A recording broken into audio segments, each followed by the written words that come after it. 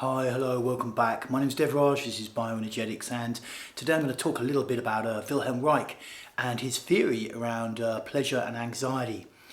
And Reich developed this theory while he was somewhere in Europe, possibly in Austria, maybe Norway, sometime in the early 1930s. And what happened was he read a paper, I think by a couple of German scientists, and they've been studying amoebas.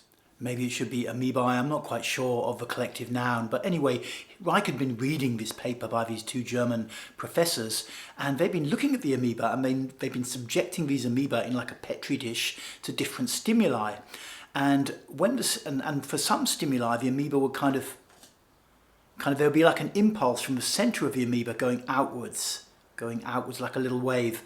And then for other stimuli, that it would be reversed. There'd be an impulse from the periphery of the amoeba towards the center. It was like it was contracting slightly.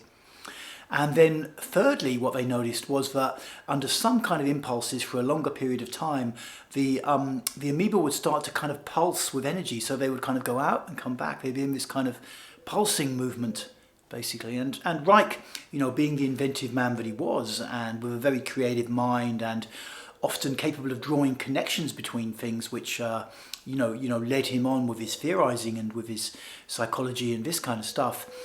Understood immediately that there was a parallel here between these very simple amoeba, these single cell organisms, and the human. In that, when we're kind of moving towards something, like there's this impulse to move towards, a natural kind of opening towards what we perceive as the source of pleasure. And on the opposite side, when there's an unpleasant stimulus, we tend to contract. And then somewhere in a really healthy state, there's this kind of innovation or streaming, which basically is just this sort of natural, spontaneous, almost unconscious, natural pulsing of the body. And so he developed this idea, this notion of streaming. He was working with people, getting them to make sound, getting them to express, getting them to unlock rings of tension, lateral rings of tension, which he believed existed around the core of the body. And after they did that, they had this experience like energy was just streaming through them in this pulsing movement.